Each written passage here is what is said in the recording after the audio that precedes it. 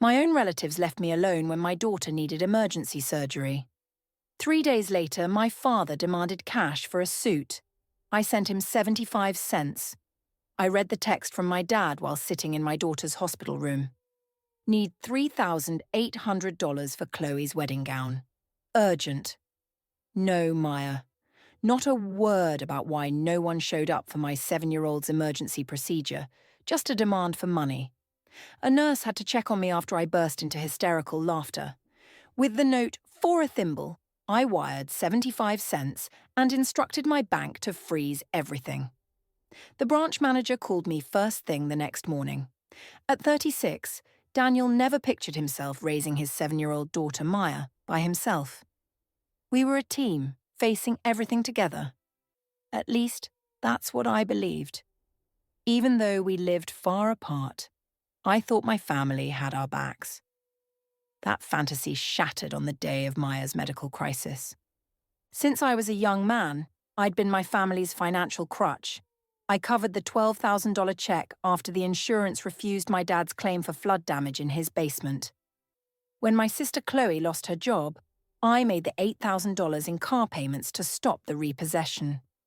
After my older brother Kyle's messy separation, I sent $5,000 to his account. It was a constant cycle. Desperate pleas, vows to repay me, endless thanks, and then convenient memory loss when their situations got better. Despite all this, I kept in contact. Maya deserved to know her grandfather, aunt, and uncle. I put in long hours at a digital marketing firm and earned a senior position that allowed me to work from home most of the week, making school runs and raising a spirited 7-year-old girl much more manageable. That Wednesday began like any other. I was in the middle of a client campaign when the school called. Maya had intense abdominal pain and needed to go to the doctor. When I got there 10 minutes later, she was pale and trembling on the nurse's cot. "My tummy hurts so bad, Daddy," she whimpered as I lifted her into the car. The doctor at the clinic examined her and sent her straight to the emergency room, suspecting a serious case of appendicitis.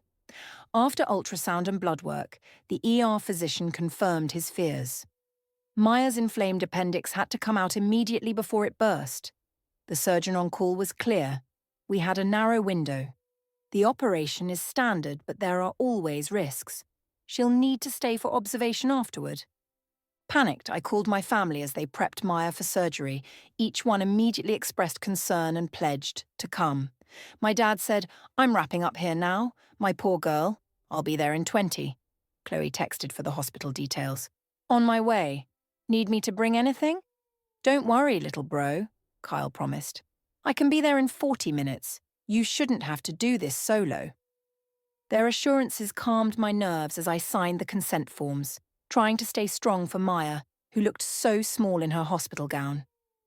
As they wheeled her away, I promised her that her grandpa, aunt, and uncle would be there when she woke up. "I love you, sweetheart. You're going to be okay?" I called out, forcing a smile. I waited in the sterile waiting area, expecting company. I tried calling after an hour, then 2, but only got voicemail. I sent frantic texts that went unread. By the 3rd hour, I sat completely alone, my stomach in knots from the dual agony of worrying about Maya and the dawning realization that no one was coming. The surgeon finally appeared in his scrubs, looking tired but satisfied. He said the procedure was a success. We got the appendix out just in time.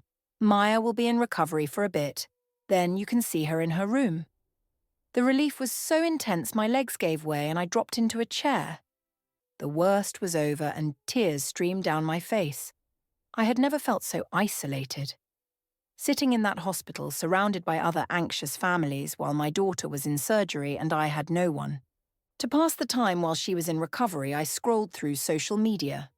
And that's when I saw it. Posts from my dad, sister, and brother, all from the same location, time-stamped during Maya's operation. They were toasting with fancy cocktails at a trendy uptown lounge. My dad had posted, "Surprise bridal shower for our Chloe and Mark. Family is everything. Always has been." My sister's photo showed off a new bracelet. The pictures were all smiles, lavish appetizers and celebration while my 7-year-old was under anesthesia and I was alone, terrified she might not wake up. Not one of them had texted to cancel or explain. The truth hit me like a physical blow. They didn't see me as family. They saw me as a wallet. Maya was discharged the following afternoon with a list of strict home care instructions. She seemed even more fragile as I helped her from the wheelchair into the car. Her face was pale from the anesthesia and painkillers. The phone wasn't ringing off the hook with concerned relatives. "Where's Grandpa?" Maya asked as I tucked her into bed. "You said he was coming." It was salt in the wound. Her innocent question burned. "Grandpa had something really important come up, honey," I lied, unable to face the truth. "He'll visit soon, I'm sure. How about I put on your favorite show while I make you some soup?" For the next 3 days, I managed work video calls from Maya's bedside, only leaving to prepare her bland post-surgery meals or help her to the bathroom. My company was understanding, but my projects were piling up. After she fell asleep, I would work late into the night, catching only a couple of hours of rest between giving her medication. Those long, quiet hours brought back all the memories of the financial support I'd given over the years. I'd delayed buying a house for a year because I'd used my down payment savings for my dad's $12,000 basement repair. The $8,000 for Chloe's car loan had wiped out my emergency fund, and when Maya had a bad case of the flu that winter, I'd had to put the medical bills on a credit card. After I gave Kyle the $5,000 after his split, Maya and I ate mac and cheese 4 nights a week for months. No one ever paid me back, despite their promises. My dad always found money for his golf club dues. When I gently brought up the loan, Chloe was posting from a ski resort, pleading broke. Kyle insisted the money was a gift whenever I mentioned it, calling me petty for keeping tabs. The silence from my family for 3 days after the surgery was deafening. No calls to check on Maya's recovery. No offers to bring groceries or help. No acknowledgement of our ordeal until my father texted me on the 3rd day. "Need $3,800 for Chloe's wedding dress. Designer sample once-in-a-lifetime chance. Need it now. Send to my account." No greeting, no inquiry about his granddaughter's health after a life-threatening emergency. Just a demand for cash, like I was settling a utility bill. Rereading the message, my hands shook with a rage so pure it was dizzying. Before I could formulate a response, Chloe called. I answered, foolishly thinking she might finally be calling about Maya. "Did Dad tell you about the dress?" she gushed, not even saying hello. "It's a Carolina Herrera, Daniel. If we put the deposit down today, we save 60%. I've dreamed of this. Mark's family are covering the venue and catering. Dad and I thought you could handle the gowns since your career is going so well. Mark and I are saving for a down payment, so we have to be careful." She didn't pause for breath. She didn't ask about her niece. It was as if Maya's surgery had never happened, as if they hadn't abandoned us for her surprise bridal shower during a medical crisis. Chloe kept talking. I cut her off. 3 days ago, Maya had an emergency appendectomy. None of you called. None of you visited." The line went quiet for a second. Then, with a tone of annoyance, not remorse, she said, "Oh, don't be so dramatic. Dad mentioned she was sick." "Is she fine now? Kids bounce back so fast." "But the dress? Can you transfer the money today? The sale ends at 5. Stunned, I hung up without another word. Within minutes, Kyle texted, "Hey, bro, can you wire me $2,500 for Chloe's wedding? Dad wants us all to chip in, but I'm a little short." We're both broke. I knew what that meant. Kyle wanted me to send him $2,500 to pocket and tell our dad it was his share of the contribution. The audacity was breathtaking. That night, after Maya was fed and had taken her medicine, I logged into my bank accounts. The day's interactions had left me unsettled, and it was about more than just money. I pulled up the last 18 months of transactions on my banking portal. What I found made my blood run cold. Dozens of small transfers from $20 to $100 from my checking account with vague descriptions. They looked like subscription renewals or forgotten automatic payments, but the access logs showed logins from devices and locations I didn't recognize. Someone had been inside my accounts. Only my father, sister, and brother had my banking details. I'd added them all as authorized users years ago for emergencies. They hadn't just left my daughter in her moment of critical need and demanded thousands for a wedding dress. They had been stealing from me, taking small, unnoticeable amounts that added up to thousands over time. The betrayal cut deeper than I could have imagined.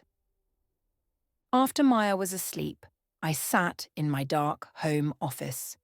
My mind raced from the discovery of the unauthorized account access, the callous disregard for my daughter's health, and the sheer entitlement in their demands for money. The financial exploitation wasn't an occasional lapse. It was a chronic condition I could no longer justify. My laptop screen glowed with the evidence of their betrayal as I researched financial safeguards. According to my bank's policy, I could immediately remove authorized users, change all access credentials, and freeze transactions pending an investigation. As the primary account holder, I could revoke access at any time. On the baby monitor app on my work phone, I watched Maya's chest rise and fall in sleep. For years, I had made endless excuses for my family's behavior, convinced that she needed those connections. What was I teaching her by accepting this treatment? That family mistreatment is normal. That love requires limitless financial surrender. Kiddo, I've been so wrong, I whispered to her sleeping image on the monitor. They're not our real family, and real family doesn't hurt you like this. My research was punctuated by a damaging check of social media. My dad's profile showed off his newly finished man cave with a high-end sound system, despite his constant money troubles. Chloe Instagrammed designer handbags and luxury spa weekends with her fiancé, Mark. Kyle had scored floor seats to multiple hockey games the previous month, despite having nothing to contribute to his sister's wedding. The final blow came when I casually texted a friend who worked in the wedding industry about costs and payment structures. "Oh, everyone's talking about the Miller wedding," she said. Miller was Chloe's fiancé's last name. She said they're booking top-tier everything. The planner told me the bride's brother is covering a bunch of major costs. For the band, the photographer, and the honeymoon suite. Daniel must be doing incredibly well. We're talking at least $30,000. My blood went icy. I had never been asked. They had given vendors my name and promised I would pay, planning to present me with the bills when it was too late to back out without a scene. The calculation and risk was staggering. I ended the call and immediately phoned my bank's security line. The representative listened carefully to my concerns about identity theft and unauthorized access. After verifying my identity, she confirmed multiple login attempts from unrecognized devices. "I can change all your access credentials right now, and you can file a formal report at a branch tomorrow. In the meantime, I can suspend all external transfers from your accounts." After the call, I looked again at my father's text. $3,800 for a wedding dress. After everything, the absurdity of it finally broke through, and I started to laugh. It was a frantic, unhinged kind of humor, the only way to release emotions too powerful to process. On a wild impulse, I opened my banking app and initiated a transfer to my father's account. Not for $3,800, for 75 cents. I typed for a thimble in the memo line and sent it. Then I got to work shutting down my financial life. I reset every password, deactivated every authorized user, set up two-factor authentication with a new email, and froze my external investment accounts. I downloaded statements showing the suspicious transfers and took screenshots of the unrecognized login attempts. I drafted one final message to my 3 relatives. I am aware of the unauthorized access to my accounts and the transfers. I am also aware of the unauthorized commitments you have made to wedding vendors using my name. My financial accounts are now permanently locked as of tonight.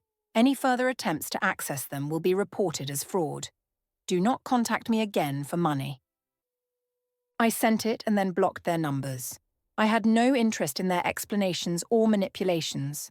I took a sleeping pill and fell into a deep, exhausted sleep. I was emotionally drained, but at peace with my decision. My phone rang at 7:45 the next morning. I expected it to be my relatives, already screaming from a dozen different numbers, but the caller ID showed the main number for my credit union. I answered warily. "Mr. Evans, this is Sarah Chen, manager of the Grand Avenue Credit Union branch. We need to speak with you about some concerning account activity. How soon can you come in?" I had no idea that my family's reaction to being cut off would extend beyond angry phone calls. The bank manager's urgent request for a meeting was the beginning of a storm that would test every boundary I had set. After getting Maya her breakfast, the doorbell rang, followed immediately by aggressive pounding that shook the front door frame.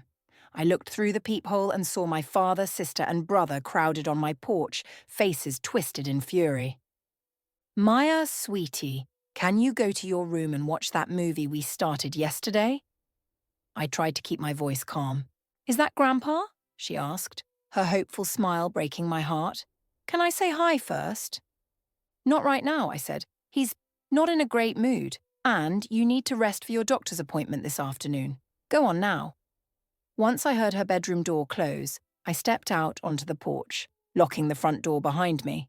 I didn't want them inside, and I didn't want Maya to hear a fight.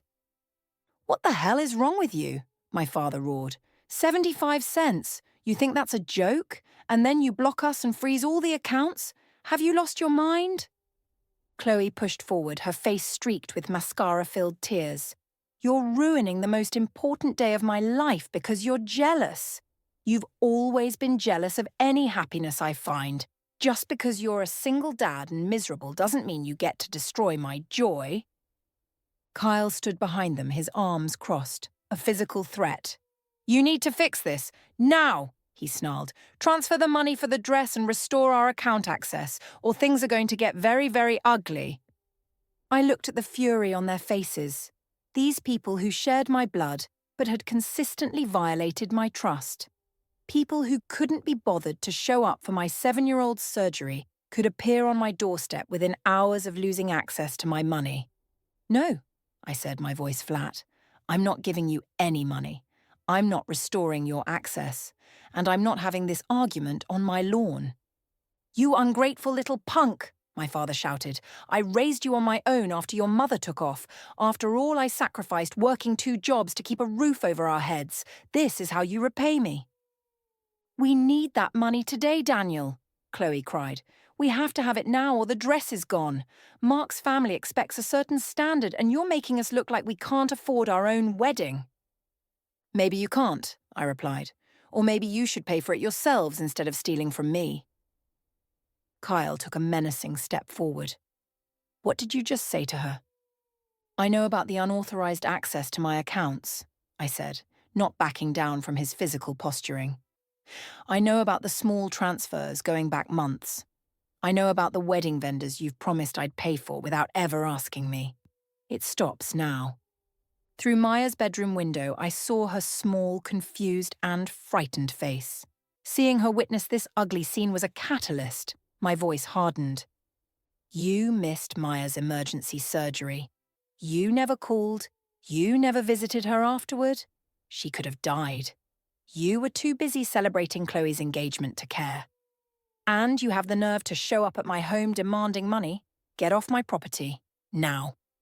"We didn't come because we knew she'd be fine," my father yelled. "Tonsils come out all the time in kids. It's not a big deal. You're tearing this family apart over nothing." "This is all because you couldn't be the center of attention for one single day," Chloe wailed. Kyle got right in my face, his fists clenched. "You always thought your fancy career and your perfect little life made you better than us. You better remember where you came from and who had your back before all this." Before I could react, a voice called from across the street. "Everything all right over there, Daniel?" My neighbor, Mr. Henderson, was walking over, his phone held carefully.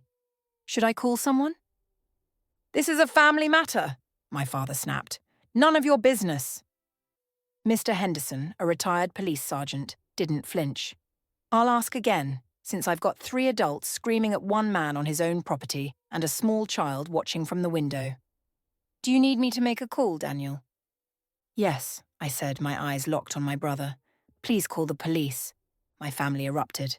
Calling the cops on your own father? Chloe shrieked. Mr. Henderson replied calmly. They're already on their way. He held up his phone. They suggested I start recording while we wait. For everyone's protection, of course. The prospect of police and a recording changed my family's demeanour instantly. My father's righteous anger became a performance for an audience. We just came to check on Maya after her procedure, he said, his voice shifting to a wounded tone. But Daniel has been acting erratically lately. We're worried about him and the girl. That's not why you're here and you know it, I said. You haven't asked about Maya's health once since you arrived. I cut off your access to my money, so you came. 2 police cruisers pulled up cautiously to the curb. After identifying everyone, one officer took me aside while his partner spoke with my family. What's the situation here, sir? Your neighbour reported a possible domestic disturbance. I gave him the short version, the missed surgery, the unauthorized account access, the surprise confrontation on my doorstep. I just want them to leave, I said.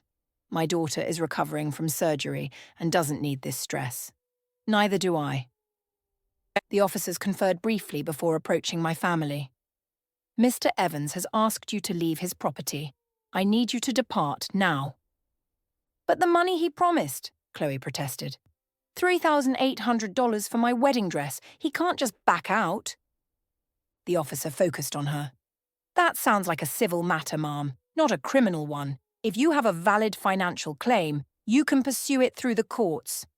For now, you need to leave. Immediately. After more protests and dramatic accusations, they finally left. Daniel, this isn't over, my father said as he walked to his car. This is not how family behaves. When I went back inside, Maya was on the living room couch looking worried. Dad, why was everyone yelling? Is Grandpa mad at us? I sat next to her, choosing my words carefully. Sometimes, honey, adults have big disagreements. Sometimes people we love don't always treat us like family should. They didn't come to the hospital, she said, wiser than her years. And now they're mad about money. She'd heard that. I sighed, realizing I needed to be more honest than I'd planned. It hurt my feelings very much that they didn't come when you were sick. And now I've decided not to pay for Aunt Chloe's wedding, and that makes them angry. Alex thought about it with a child's logic. That's not very nice of them. No, I agreed. It's not. And sometimes, even with family, you have to take a break from people who aren't being nice. Like a timeout? She asked. I managed a small smile. Yeah, sweetie, a very long time out for family. After getting Maya settled with a snack and her tablet, I checked my email. There was a message from my company's HR department. The subject line made my blood run cold. Concerning reports regarding your conduct. The email stated that family members, concerned for my well-being, had contacted the company claiming I was suffering a mental health crisis and had possibly been misusing company funds. They had demanded an emergency contact for my child and a review of my access to financial systems. It was a breathtakingly malicious and calculated move. My family wasn't just trying to get my money back, they were trying to sabotage my career and potentially my custody of Maya. While I was reeling from this new attack, my phone rang again. It was the credit union. After nearly missing the manager's urgent meeting, a dreadful feeling settled in my gut that my family's financial invasions went deeper than I had ever imagined. Whatever they had uncovered had to be significant. Sarah Chen, the bank manager, was a woman in her late 30s, professional and no-nonsense. She ushered me into her private office immediately and closed the door. "Thank you for coming in so quickly, Mr. Evans," she said, gesturing for me to sit across from her desk. I'd left Maya with her best friend's family for a few hours, not wanting to drag her into this. "I got a rather urgent call. What's going on with my accounts?" Sarah tapped a few keys on her computer and then swiveled the monitor so I could see. You called our after-hours security line last night to report unauthorized account access and to remove all authorized users, correct? Yes. After I discovered what I believe were unauthorized transfers. Well, she continued, we recorded simultaneous attempts to access your accounts from 3 different branch locations this morning. The individuals identified themselves as your father, your sister, and your brother. They each alleged various emergencies requiring immediate withdrawal of funds from your accounts. I felt a chill, despite having removed them as authorized users. So they failed. Not exactly. They presented documents claiming they had financial power of attorney over your affairs. The paperwork looked legitimate enough that 2 of our less experienced tellers nearly processed the requests before their supervisors intervened and flagged the accounts. She slid a folder across the desk. We've compiled the security footage from all 3 locations and documented the attempts. I looked through the packet, seeing surveillance printouts of my father, Kyle, and Chloe at teller windows, documents in hand. My God, I muttered. This moves beyond family members overstepping, Mr. Evans, Sarah said. This appears to be a coordinated attempt at fraud, potentially identity theft. You presumably never signed any such power of attorney documents. Absolutely not, I said, my voice hollow with fear. I have never granted anyone power of attorney. That's what we suspected, Sarah said, pulling another document from her desk drawer. Our security team had already flagged unusual activity on your accounts over the past 16 months, she pointed to a summary. Mostly small transfers totaling just over $11,000. But in the last 24 hours, our systems blocked 6 separate attempts to initiate a $3,800 wire transfer. The scale of the attempted theft is significant. What happens now? I asked. That is partly up to you, Mr. Evans, Sarah replied. The credit union is required to report the forged power of attorney documents to the authorities. That is a criminal matter that will move forward regardless.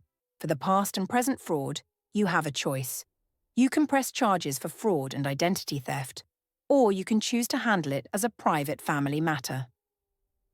I looked at the surveillance photos again, struggling to reconcile these deliberate criminal actions with the people who had raised me, come to my school plays, and claimed to love me. I need to know something first, I said. The $3,800 they were trying to get today. What reason did they give the tellers? Sarah checked her notes. Your father said it was for your daughter's outstanding medical bills. Your sister claimed it was for emergency car repairs after an accident. Your brother said it was for your daughter's overdue school tuition. Using Maya as a pretext would make bank staff more sympathetic to child-related pleas. Sarah said, "There's one more thing." She paused, as if saving the worst for last. Our investigation turned up something significant. As part of our fraud inquiry, we subpoenaed certain records and found text messages between your sister and brother discussing the true purpose of the $3,800. She placed a transcript of texts between Chloe and Kyle on the desk. Chloe, has Daniel sent the dress money yet? Dad is freaking out. Kyle, trying. Just stick to the plan. Chloe, but Mark's parents already bought the dress last week. I need that $3,800 for Kyle's gambling debts before those guys find him again. Kyle, keep your voice down. Just follow the script. Daniel always pays for family emergencies. Chloe, what if he calls the bridal boutique? Kyle, he never checks. He's too wrapped up with the kid. Just get mad about the dress and he'll cave like he always does. The $3,800 wasn't for a wedding dress. It was to cover Kyle's gambling debts. Sarah nodded grimly. We've since confirmed that your sister's future in-laws are quite wealthy and are covering the majority of the wedding costs. It appears your brother needed the $3,800 to pay off unlicensed lenders, based on the context of these texts. Kyle had come to me years ago after losing money in an online sports betting ring. I'd bailed him out, thinking it was a one-time mistake. Clearly, it had escalated to the point where he was dealing with dangerous people who wouldn't take no for an answer. I thought of Maya, resting at home after surgery, completely unaware that her uncle's gambling debts took precedence over her. I thought of years of making excuses for my family's behaviour, giving them the benefit of the doubt, constantly opening my wallet to solve their problems. Finally, I said, I want to press charges. My voice was calmer than I felt. Against all of them, for everything. Sarah nodded as if she'd been expecting this. Given the evidence, I thought you might. I've prepared the relevant documents. She handed me another folder. The credit union will be moving forward with action regarding the fraudulent documents regardless, but these forms will initiate proceedings for the unauthorized access and transfers as well.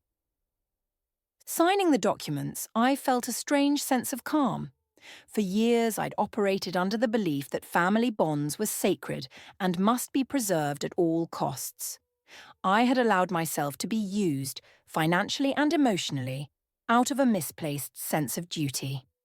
But seeing the coordinated effort to steal from me, using my daughter's health as a cover story, revealed a truth I should have seen long ago. They weren't family. They were predators who saw me as a resource. There's one more thing, Sarah said as I finished signing.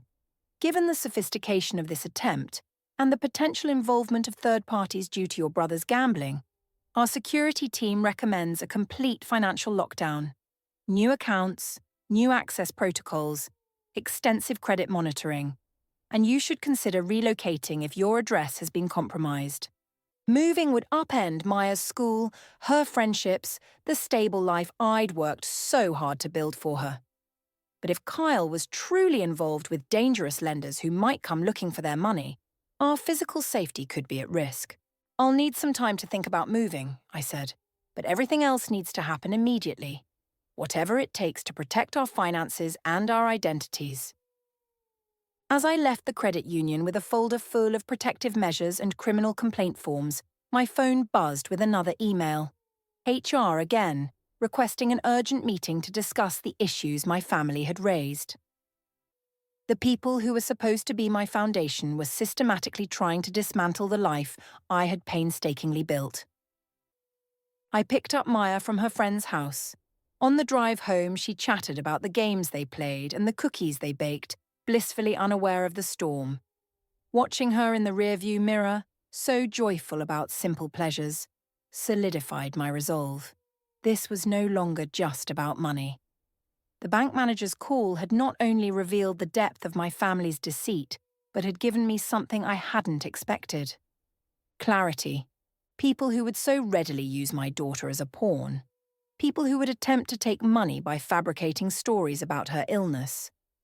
For the first time in years, I saw the situation without the fog of family obligation or misplaced guilt, and that clarity gave me the resolve to end the exploitation, no matter the cost.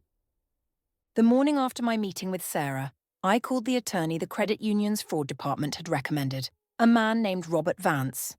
Given the urgency, his office fit me in for an emergency consultation that afternoon. "Can I have strawberry soda for breakfast, Dad?" Maya asked as I measured out her medicine, her typical plea making me smile despite everything. "You know what? Sure, kiddo. How about we have pancakes too? The doctor said you can start eating normal food again." While Maya happily ate her breakfast, a text came in from an unknown number. "Daniel, this is Mark. Meet me at Central Perk at noon to discuss how you're treating Chloe, or I will make things very difficult for you." My sister's fiancé had joined the pressure campaign. I didn't respond, but I forwarded the message and took screenshots for Robert. Evidence was becoming my most valuable currency. After dropping Maya off at her friend's house again and thanking the parents for their unexpected flexibility, I met Robert Vance at his downtown office. He was a man in his 50s with sharp eyes and reading glasses perched on his nose. "You've found yourself in quite a situation," he observed after reviewing my documents. "The bank's action on the fake power of attorney was correct. Now, we need to mount a defense to protect you and your daughter from further attacks." "What would you advise?" I asked, feeling exhausted from days of vigilance. First, restraining orders against all 3 family members, based on the police report from the house incident and the bank's fraud documentation. Second, I'll audit your financial and legal records for any other vulnerabilities. Third, prepare for retaliation. What kind of retaliation? I asked, a new fear blossoming. Robert took his glasses off, his expression grave. Family disputes involving this level of money and dishonesty often escalate into other, more dangerous territories. They've already contacted your employer. They may try to interfere with your daughter's school or medical care. You could receive false reports to Child Protective Services. We need to fortify your life. The list of defensive measures was overwhelming. This was a full-scale war against people who knew every detail of my life and every one of my vulnerabilities. I need to contact Maya's mother, I added. Even though we're divorced, they might try to use her against me somehow. Robert nodded. A smart move. These situations require a unified parental front. After my meeting with Robert, I drove to a quiet park and called my ex-wife Jessica. Our divorce 4 years ago had been amicable, driven more by growing apart than any specific fault. We'd maintained a functional co-parenting relationship, always focused on Maya's well-being. Daniel, is Maya okay? She answered, immediately concerned by a midday call. Maya is recovering well from her tonsillectomy, I said. But there's a situation with my family that you need to be aware of. I laid out the entire story of the past week, from their absence at the surgery to the unauthorized account access and the impending charges. Jessica listened in silence. When I finished, she was quiet for a moment before saying, "They've already contacted me, Daniel." My heart sank. What? When? Yesterday. Your father called to say you were having a mental breakdown and that I should take Maya full-time for her own safety. Chloe texted me asking if I could loan her $3,800 for wedding expenses you had promised but were withholding out of spite. I told them both I needed to speak with you first. They had tried to turn my ex-wife against me before I could even warn her, and had even tried to get money from her when I refused. There's more, Jessica said, her voice tight. Kyle showed up at my work this morning. He said if I helped convince you to honor your financial commitments to the family, they would support me getting primary custody of Maya for her protection. When I refused, he implied I might start having problems with my condo lease, since the property manager is a friend of his from high school. Jessica had been dragged across a line I never imagined they would cross. I am so sorry they've involved you in this. Don't you apologize for them, she shot back. I never liked how they treated you even when we were married. I just didn't realize how bad it was. What do you need from me? Her immediate support was the first real relief I'd felt in days. My attorney advises a united front. They'll try to divide us to gain control. Daniel, you have my full support. I've saved all their texts. Your father left some interesting, if not very flattering, voicemails. I'll forward everything to you and your attorney as soon as I get home. Later that day, a certified letter arrived from a law firm representing the Evans and Miller families, stating I had made binding financial commitments to wedding expenses exceeding $30,000 and demanding immediate payment or legal action. Robert called minutes after the letter arrived. "This is actually good news," he said, surprising me. "How?" "The claims are fraudulent, but it's a documented attempt at extortion. I advise we arrange one final meeting with all parties present, including myself. We will present them with the evidence of their fraud. We'll give them one chance to back down completely before we proceed with the full weight of the criminal charges." The idea of a confrontation filled me with dread, but I knew it was necessary. "Where?" "My office conference room tomorrow morning. Neutral ground with witnesses.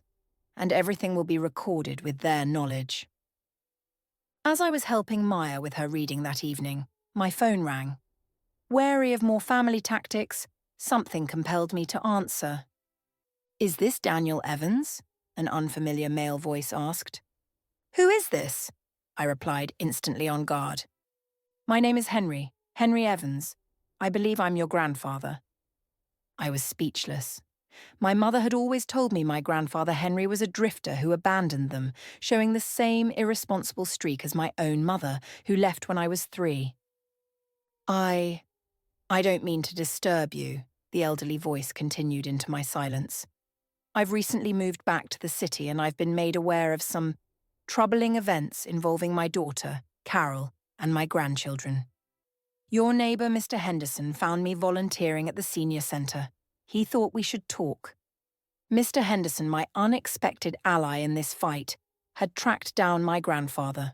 The coincidence seemed too great to be believed. I appreciate the call, but this really isn't a good time, I said. I'm dealing with some very complicated family issues. I understand, he said, his voice quiet but firm. That is precisely why we should meet. There are things you don't know about your mother and this family. Things that might explain the situation. And if not, you have my apology for the intrusion. I'll be at the Griddle Diner tomorrow at 9 a.m. No pressure. He hung up before I could process it, leaving me staring at my phone, my complicated situation now even more convoluted. He had sounded calm, measured and genuine, which was a stark contrast to everything I was dealing with.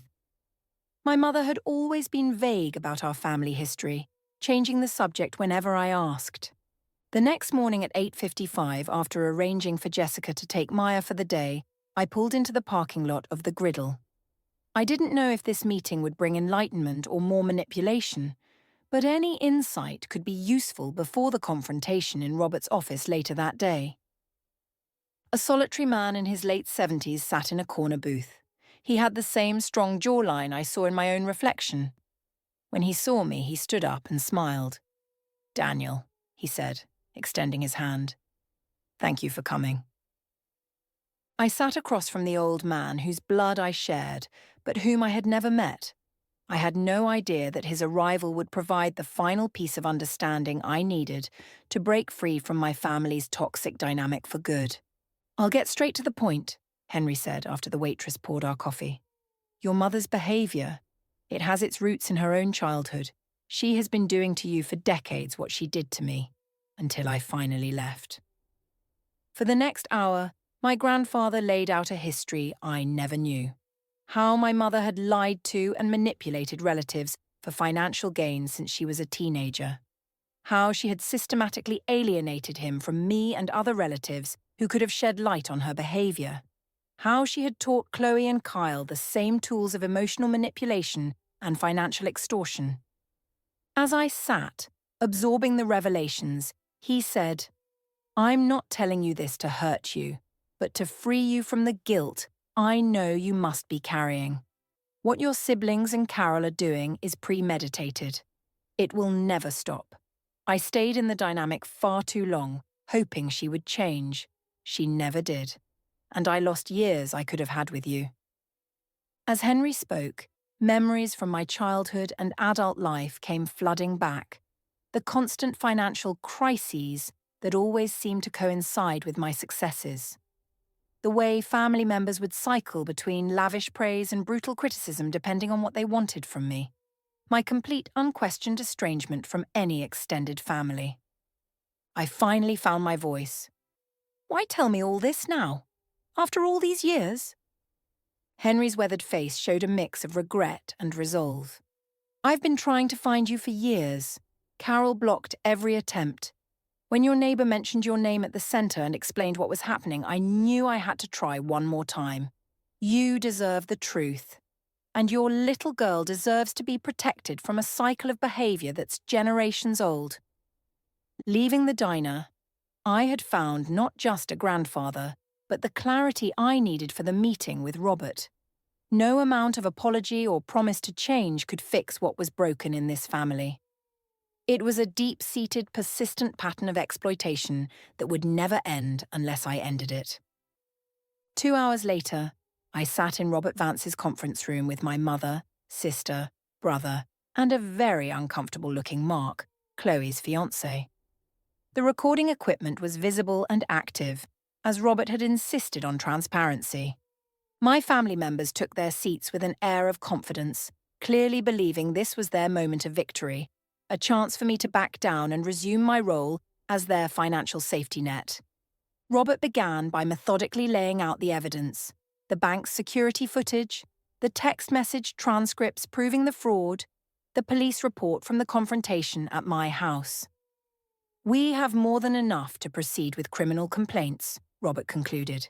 "We have documented harassment, attempted extortion, fraudulent claims made against Mr. Evans, and interference with his employment. Mr. Evans' ex-wife has documented your attempts to manipulate custody and threaten her housing. We are prepared to pursue every legal remedy available unless certain conditions are met immediately." "This is outrageous," my mother Carol raged. "My whole life has been dedicated to this ungrateful boy and his siblings." "Did you miss your granddaughter's emergency surgery for an engagement party?" I asked, my voice quiet but clear. "Did you create fraudulent power of attorney documents to steal from my accounts, even using my daughter's health as a fictional pretext to try to extract money from the bank?" "That was Kyle's idea," Chloe shrieked, immediately turning on our brother. "I never wanted to go that far. He said he needed the money for his gambling debts, and Mom said you'd never notice if we did it slowly." Kyle lunged across the table at Chloe. "You shut your mouth. You were all for it because you thought you were getting a free wedding." As accusations and counter-accusations flew, the conference room door opened. Henry Evans stood there, and the chaos stopped as my mother's face went white. "Hello, Carol," he said softly. "It's been a long time." "You," she whispered, her voice filled with a fear I'd never heard before. "What are you doing here?" "Supporting my grandson," he replied, taking a seat beside me. "Something I should have done years ago." Henry's arrival changed the entire dynamic. His first-hand knowledge of decades of dishonesty dismantled every justification my mother and siblings tried to offer. Over the next 3 hours, the full, ugly truth was laid bare. Mark, Chloe's fiancé, sat in stunned silence as he realized the family he was marrying into. Robert presented his final terms: full financial restitution for all stolen funds, signed admissions of the fraud, and legally binding agreements to stay away from me and Maya permanently, in exchange for not pursuing additional civil action on top of the ongoing criminal proceedings. I watched the bonds of my family disintegrate before my eyes. Instead of feeling grief, I felt an overwhelming sense of liberation, as if chains I had carried my entire life had finally fallen away. "You have until 5 p.m. tomorrow to provide your decision," Robert stated. "After that, we proceed with all pending actions, without further negotiation." As they filed out, defeated and divided, only Henry remained by my side, a physical representation of the family connection I had been denied for decades and might now have a chance to build. "You did the right thing," he said, placing a hand on my shoulder. "You handled it better than I did when I was in your position. Your daughter is lucky to have a father with your courage." An unexpected, but more genuine bond was forming in the wreckage of exploitation and manipulation than any I had known in my 36 years with my family. Leaving that conference room with my newfound grandfather didn't feel like an ending. It felt like the beginning of something far more significant than what I had lost. 6 months after that tense meeting in Robert Vance's office, Maya and I stood in our backyard, surrounded by our real family, gathered around the barbecue.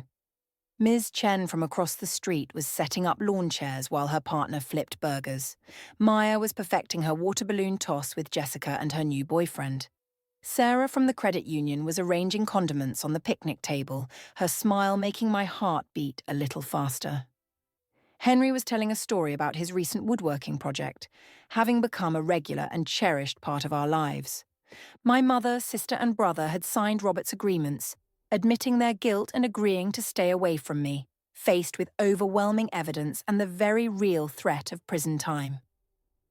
Kyle, who was at the most legal risk because of the forged documents, had entered a court-mandated program for gambling addiction to avoid jail. The financial restitution would take years, but Robert had structured it so we would have no contact. A financial monitor handled all official communications to ensure the payments were made. Quite a change from last year's Labor Day, Henry commented from his seat beside me at the grill. You told me you and Maya spent that one alone. I nodded, flipping a burger. My mum always insisted we come to whatever gathering she was hosting, even if she was too busy to ever come to one of ours. I didn't realize how one-sided it all was until the balance was gone. Recognizing the pattern is the hardest part, he said. Breaking it is actually easier once you see it clearly. Henry had been both a grandfather and a mentor in these last months, helping me understand the dysfunctional family dynamics I'd been born into. Through regular conversations with him and a therapist Robert had recommended, I'd come to see that my deep-seated desire to be a better parent than the one who left me had made me a perfect target for familial exploitation. "Watch this, Dad!" Maya yelled, her confidence restored. My once timid child launched a water balloon that landed with a perfect splash at the feet of Jessica's boyfriend, making everyone laugh. Her resilience had been remarkable. The early conversations about why her grandpa, aunt, and uncle were gone had been heartbreaking, but children have an innate understanding of fairness. When I explained in age-appropriate terms that they had taken money without asking and hadn't been there when she needed them, she got it. They weren't acting like family, she'd said. Real family shows up when you're sick. Out of the mouths of babes. "Burgers are ready," I called out, and the gathering descended on the food. Sarah came over to help me serve and her hand brushed mine, feeling natural and right. Our third official date the weekend before had made the possibility of something more feel tangible. "You've built something really beautiful here," she said softly, gesturing at the gathering. "A chosen family," I replied. That's the perfect description for what happens when the biological obligations finally dissolve. Every single person in our backyard that day had shown their loyalty and care during my worst crisis. Mr. Henderson had been the first to speak up when he saw the confrontation at my house, but others had followed. Jessica had transformed from a friendly ex into a true co-parent, standing with me against my family's manipulations. Her support had turned our post-divorce relationship into a genuine friendship centered on Maya's happiness. Sarah had gotten involved professionally, but after the credit union's fraud investigation was complete, our conversations had shifted to personal ones. Her directness and integrity were a breath of fresh air, and Maya's comfort with her seemed to signal we were on the right track. And Henry, my unexpected grandfather, who had seemed too convenient to be trusted, had become the family elder I never knew I needed. His understanding of our family's patterns and his genuine desire to know Maya and me had filled a void I hadn't even acknowledged. "I've been thinking," Henry said as we ate, "about starting a weekly tradition. Sunday dinners at my place. Nothing fancy, just a standing chance for us all to connect." "I think that sounds wonderful," Sarah said immediately, making me smile. "I make a pretty decent cherry cobbler that would be perfect for dessert." I sat back, listening to the conversation flow around the table. The contrast between this gathering and the high-tension, obligation-filled family events of my past was overwhelming. No one was keeping score of contributions, manipulating for gain, or seething with resentment. It was just authentic connection and shared enjoyment. "You okay, Dad?" Maya asked, sensing my quiet moment. "I'm better than okay, sweetie," I said. "I'm just feeling really grateful." The biggest change over these months had been in my relationship with Maya. Freed from the toxic drain of my family relationships, I had so much more emotional energy to give to her. Our conversations were deeper, our activities more present, our bond stronger than ever. Later, as people began to leave, Sarah quietly helped me pack up leftovers and gather trash. "I got a strange call today," she mentioned casually as she wiped down the picnic table. "Oh? From your mom?" I stopped, the trash bag in my hand. "What? How did she get your number?" "I assumed through the credit union. She didn't get through to me, but she left a voicemail on my work line." Sarah's voice was calm. She was ranting about fraud protection, but when I called back, she launched into a tirade about how you've turned everyone against her and how she just wants to see her only grandchild. she continued. I told her that contacting me was a violation of her agreement and that any necessary communication needed to go through the proper legal channels. I also informed Robert and the credit union's legal team about the call. I hope that was okay. I didn't want to upset you, but I also didn't feel right hiding it. The pressure in my chest eased at her honesty. It was perfect. Thank you for telling me. She's testing the boundaries, Sarah remarked, looking for a weak spot in the system. She'll probably try others. I nodded, resuming my cleaning. She won't find any weak spots here. After Sarah had left and Maya was sound asleep, Henry and I sat on the back porch under the stars. I've been meaning to give you this, he said, pulling an envelope from his jacket pocket. I was cleaning out my storage unit and found these. Pictures of your father before he left. And of you as a baby. I thought Maya might like to see them. The envelope contained photos my mother had hidden from me, images of my father looking proud and terrified, holding me as an infant. There were others of birthday parties with relatives I'd never met. Your father wasn't the villain Carol made him out to be, Henry said as I looked through them. Flawed, sure, young and unprepared for fatherhood, but not the monster she described to justify her own behaviour. Why now? I asked, though I felt I knew the answer. Because healing is more than just moving forward, he said. It's also about understanding your past. You deserved more than the story she gave you, and Maya deserves to be more than just a weapon her grandmother tries to use. I sat on the porch long after Henry had left, with promises to call tomorrow about Sunday dinner plans, reflecting on the past 6 months. From the devastating betrayal during Maya's surgery to the systematic financial exploitation, through the confrontations and legal battles, to this moment of genuine peace. It hadn't been easy.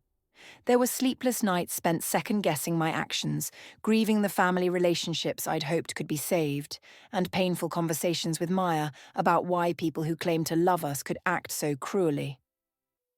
The wound wasn't completely healed, but it was no longer bleeding. And in its place, I had built something new. I had experienced for the first time what authentic relationships felt like, based on mutual respect and genuine care, not obligation and exploitation. A chosen family who showed up because of shared values, not shared DNA. A support system that fortified me instead of draining me. It had started with my smallest financial transaction ever. 75 cents transferred to my father's account with a sarcastic memo, for a thimble. But it was the transaction that bought my freedom from a lifetime of manipulation and allowed me to build something healthy for Maya and myself. As I was putting the photo album away and heading inside, my phone buzzed with a text from Sarah. Had a great day with you and your daughter. Can't wait for Sunday dinner. The simple message made me smile and feel a warmth that came with no sense of duty or family expectation. This is what genuine connection felt like. This was the lesson I wanted Maya to learn. That relationships are built, not owed. A year after the day my family missed Maya's surgery, our lives were transformed. My financial accounts were secure behind new layers of protection and monitoring. My career was stronger than ever. Maya was thriving in school and her activities, surrounded by people who genuinely cared for her. After the HR investigation thoroughly debunked my family's claims, I finally understood the most crucial lesson of all. Setting boundaries wasn't an act of selfishness. It was the ultimate act of self-respect and, in this case, the healthiest thing I could do for everyone involved. By walking away from the poisonous relationships, I hadn't just protected myself and my child. I had created space for meaningful connections that enriched our lives in ways I could never have imagined. The journey from being a financial resource to building a life of authentic relationships was difficult, but from the other side, I knew it was worth every single painful step. Have you ever had to distance yourself from relatives for your own well-being? Setting boundaries with those closest to you can be the most difficult and most necessary thing you'll ever do.